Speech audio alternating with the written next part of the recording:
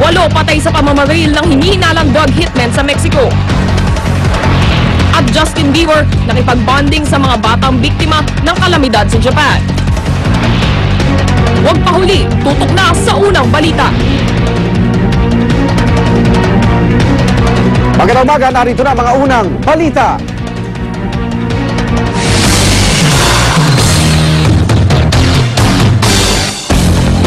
Commonwealth Avenue sa Quezon City, inspeksyon ng DPWH para alamin kung paano ito gagawing mas ligtas sa mga motorista at pedestrian. Narito ang report ni Cesar Apolinario. Puspusan ang pag-aaral ng DPWH para maging ligtas sa motorista at pedestrian ang tinaguriang Killer Highway.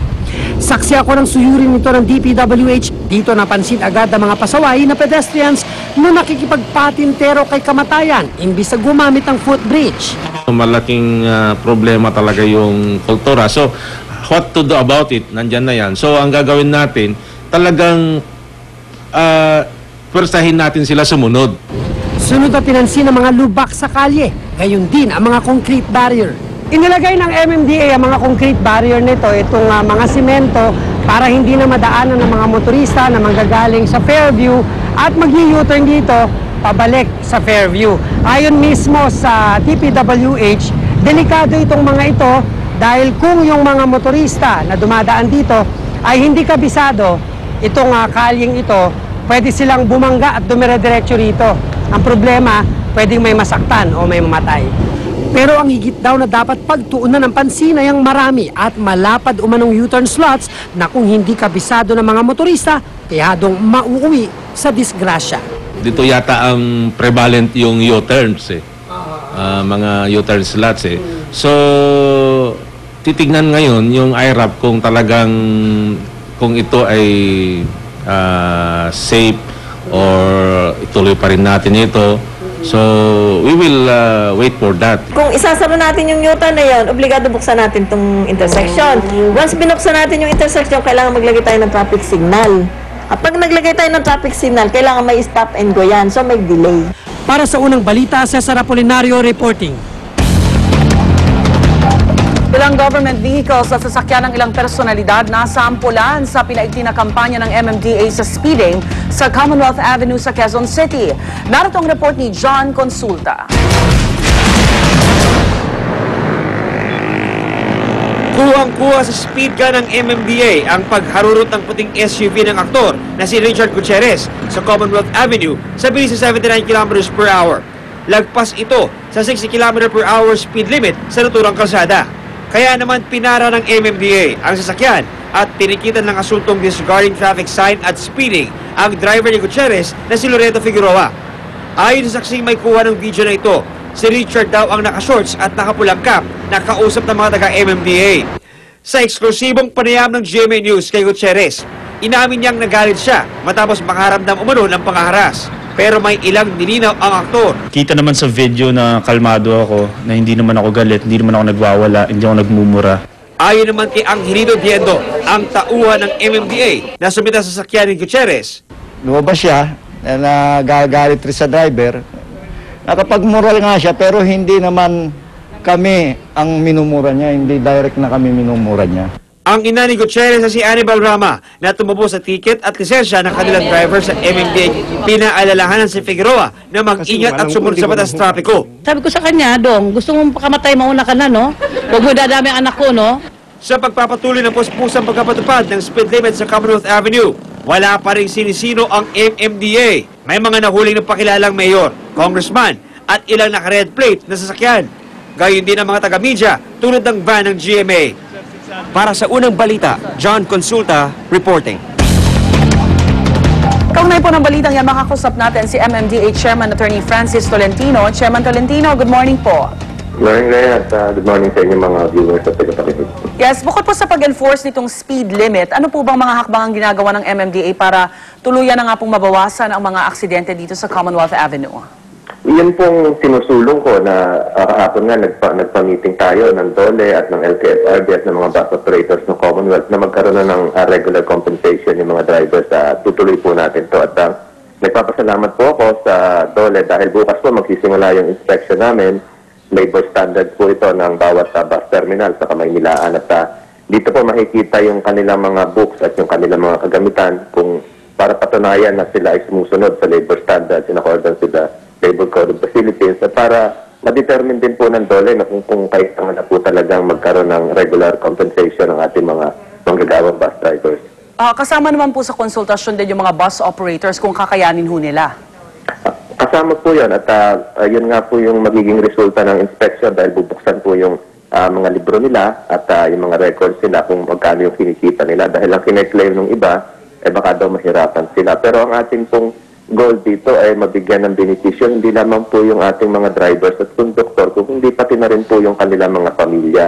Hindi lang po sa mga araw na ito kundi sa mga darating na panahon lalo na kung sila ay magre-retiro na. Ito po ay para sa kapakanan ng kanilang pamilya at ng ating riding public. Alright, Chairman, may mga eksperto po mula Australia at Korea na kinonsulta ang DPWH at sinasabi nila mas delikado daw yung 60 kilometers per hour kesa na dapat ang speed limit sa Commonwealth 80 to 100 kilometers per hour. Dahil takaw aksidente nga daw pong na-impose itong 60 kph. Ano masasabi niyo dyan, siguro Chairman? po yung mga experts na yun, pakita po sa atin yung kanilang, number 1, yung kanilang credentials, number 2, yung kanilang report. I have yet to see the report. Pero if you compare Australia, if you compare Korea with Philippine road conditions and yung ating mga uri ng ating mga sasakyan sa kanila, ang laki po ng pagkakaiba. Hindi mahihirapan po sigurong mapapayag nila tayo na gawing speed limit 100 kilometers per hour. Baka lalo pong dumami yung aksidente. So I have yet to see the report. Pero initially, I am not in concurrence with 100 kilometers per hour. Karera na po ang aabutin yan at mas marami pong mapapahamak. Chairman, tong sa video na pinapakita namin, yung pagsitaho ng mga MMDA personnel natin, mismo sa gitna ng Commonwealth, hindi ho ba mas delikado ho yun? Mas, baka sila na ho ang maaksidente, no? It just shows that our people are willing to sacrifice. It just shows that our people are willing to go beyond the line just to enforce traffic rules. Kahapon nga, may ulat ko po sa inyo. Kamakalawa, meron po tayong traffic enforcer na sinagasaan sa Guadalupe. Meron po tayo kahapon na isang MMDA employee sinagasaan sa Miss Centris. At marami na po tayong traffic enforcers na nagkukulaps at nagka-heat stroke. So, Chairman, magiging ganyan ho ang sitwasyon? Permanente na yung ganyan? Naninita sila sa gitna? We will try to maintain this. You have to consider the width of Commonwealth Avenue. 18 lanes po ito. So, marami pong makakaiwas talaga kung hindi natin i-enforce ito ng maigting. Ito po yung naging bunga ng ating contact policy na ngayon. Dahil dati po, non-contact tayo, cameras lang. Ang sabi ng ating mga kababayan ay hindi raw po ito nagbunga ng maganda dahil hindi nakikita ang enforcers natin. So ngayon po, pinapakita na po natin talaga yung maigting na pagpapatupad ng traffic rules. So yung sustainability ho, asahan natin tuloy-tuloy? Given the limited resources and logistics that we have, we will try. Alright. Yung speed gun, ilan ho ba ang ginagamit dyan sa area na yan? We have 6. We have 6 speed guns and 2 will be arriving today, so we will be having 8. Is that round the clock? Hindi po. Yes, we have started this week round the clock na po tayo. Meron din ho mga nakapansin na medyo may mga ilang motorista na medyo tansyado na kung nasan itong mga speed gun, mga nakapwestong ito. Kaya syempre, pag dumadating na sila doon sa area na yon, nagbabagal na ho sila. Ano ho ba yan? Pwede ho bang... It happens even in other first world countries na alam nila kung saan nakatago yung mga radar guns ng police. So, we take this into account kung ano yung... So, the purpose is not really to track them down and to flag them down and apprehend them. But our purpose here is to have a speed limit to ensure that we will be reducing road accidents. So, hindi naman po ito hulihan lang. Kailangan po dito talaga mabawasan yung aksidente. So whether they slow down, hindi na po namin siguro i-consider yung ganong factor na hindi matatawag natin successful yung ating ini-implement. Alright, Chairman Tolentino, maraming salamat po at magandang umaga. Maraming salamat po at good morning. Attorney Tolentino ang chairman ng MMDA. 2 bus nagsalpukan din sa Commonwealth Avenue sa Quezon City. 3 sugatan sa aksidente. May live report si Tricia Zafra. Tricia, overspeeding ba yan?